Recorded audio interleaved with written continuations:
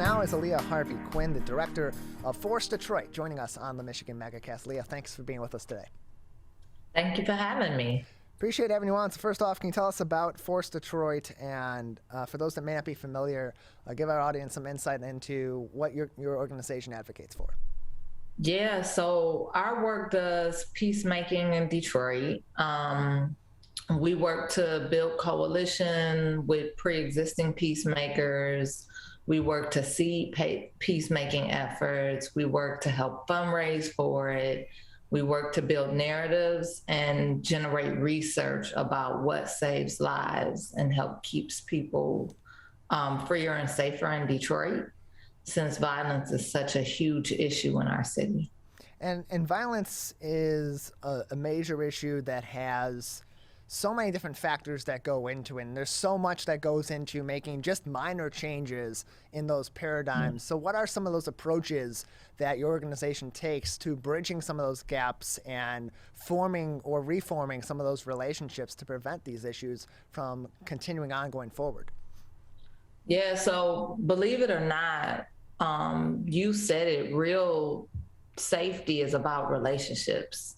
It's about getting to know your neighbors, having them watch out for you, building real community, building relationships with people who are highly likely violent and offering them other solutions.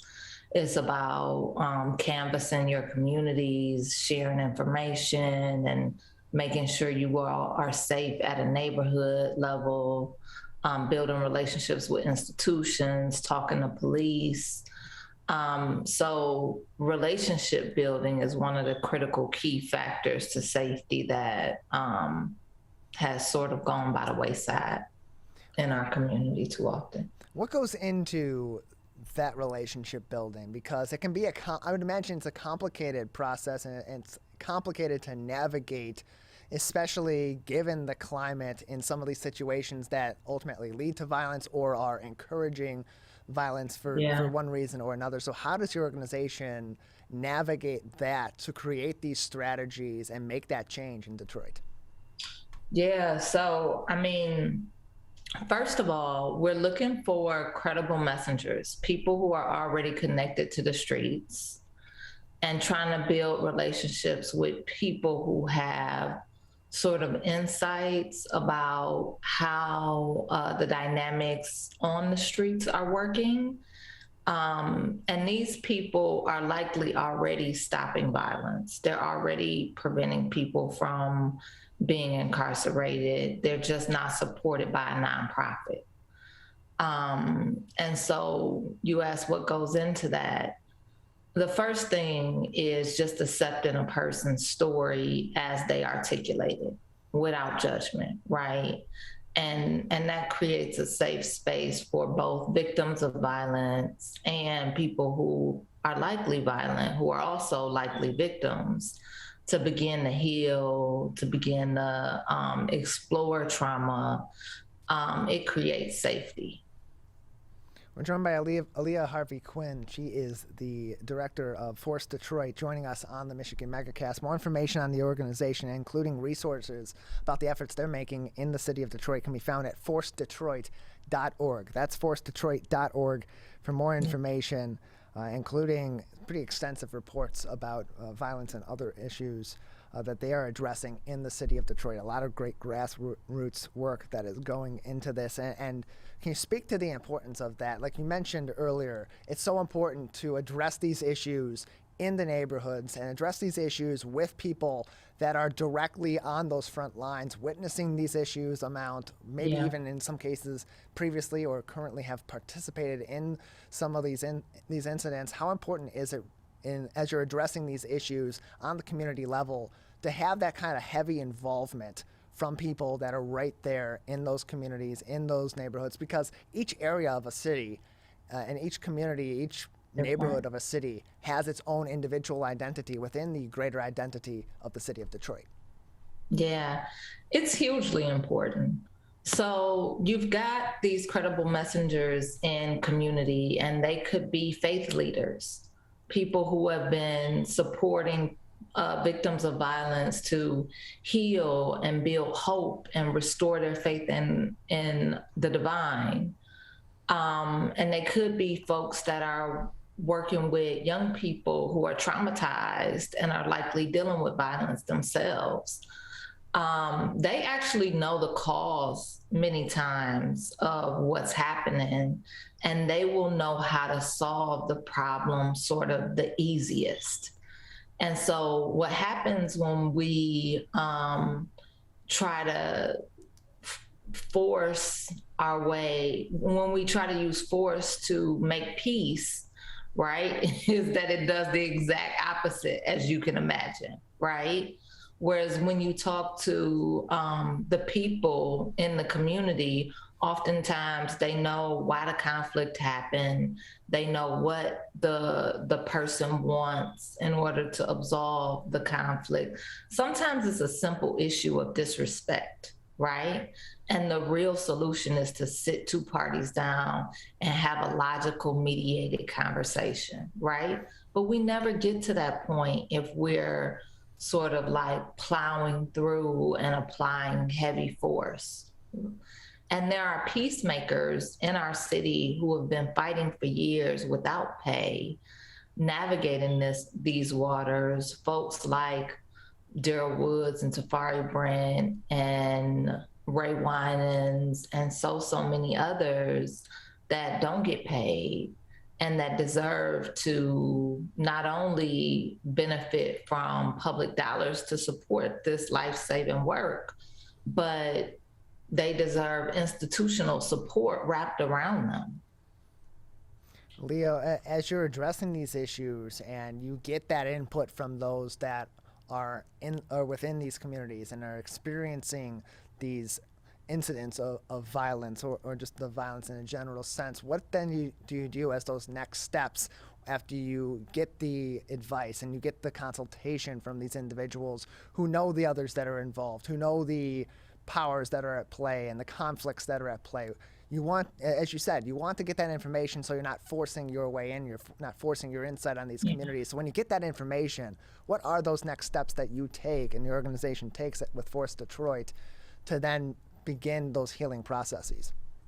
Yeah, so usually there's a short-term de-escalation sort of emergency opportunity. We might relocate somebody for a few days, stay at a hotel, give you time to cool off.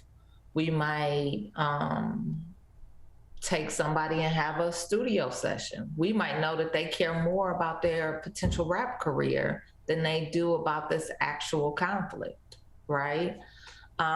Sometimes the conflict is over literal basic needs, right? And in that instance, we're gonna buy a set of groceries, right?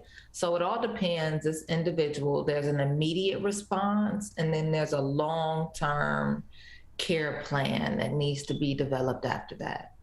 So like, what is the plan for therapy? How are we supporting folks to make sure that they have functional jobs or entrepreneurial opportunities? Like, what is the whole person-centered care plan?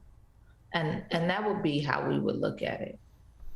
Alia Harvey Quinn joins us on the Megacast. She is the director of Force Detroit, joining us on the program today. More information on the organization can be found forcedetroit.org. That's forcedetroit.org for more information. And as you're addressing these issues, as Force Detroit is, as those stakeholders in these communities that are involved with the individuals that are experiencing these acts of violence and these other issues and are helping your organization address this, how does that relate, the relationship between these neighborhoods, these individuals, and public entities, whether it be the city proper or the police department, how important is it to have those relationships also being fostered with your organization, with those in the communities as well, and especially within those departments, particularly the police department that so often can react to these sorts of incidents with sort of a broad strokes approach instead of maybe getting down to the nitty-gritty of things and understanding what has led up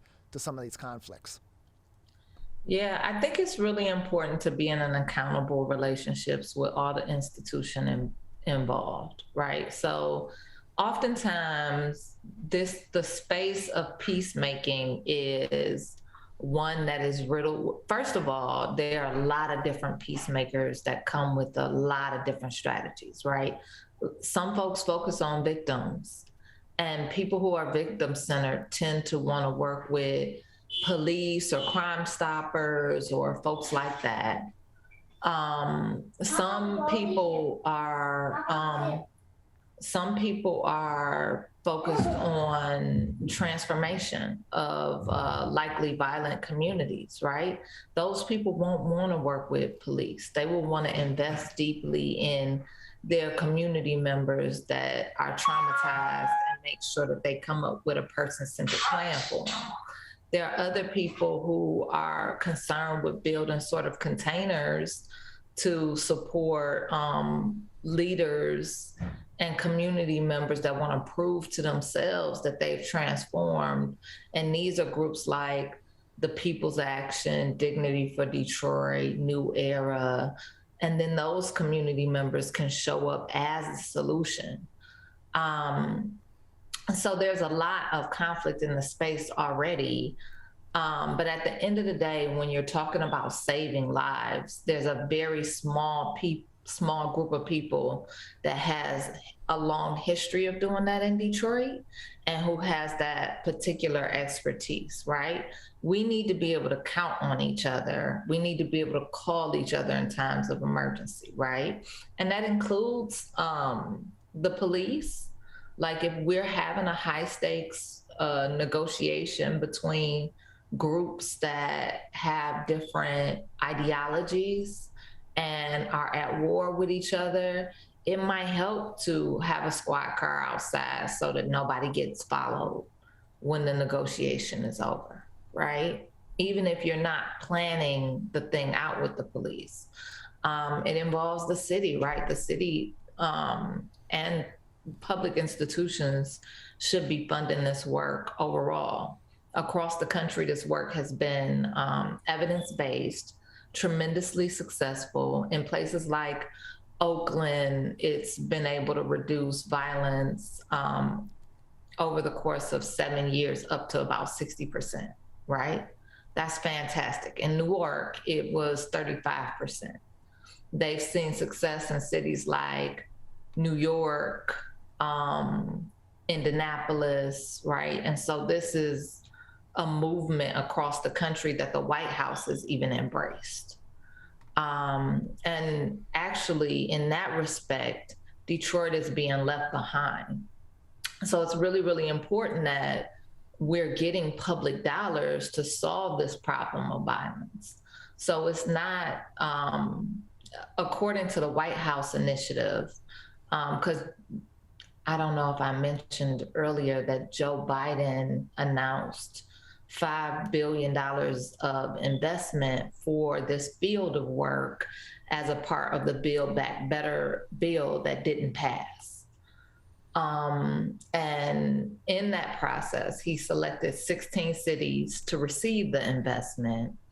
And although the bill didn't pass, he implemented a task force, and there are several groups that are providing TTA support and expertise to make sure that peacemaking in these 16 cities, Detroit being one of them, is successful.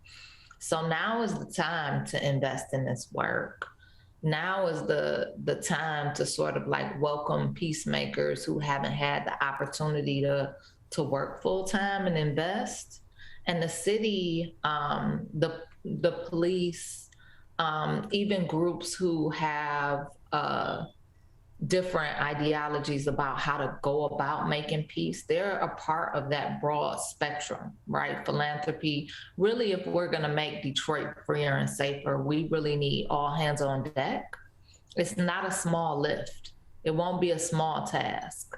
It won't be up to any one group. So getting in silos is pretty literally dangerous and actually life-threatening in this field. Alia, thank you very much for joining us. Appreciate your time and telling us more about Force Detroit. We do have to go for now, but we appreciate having you on and telling us more.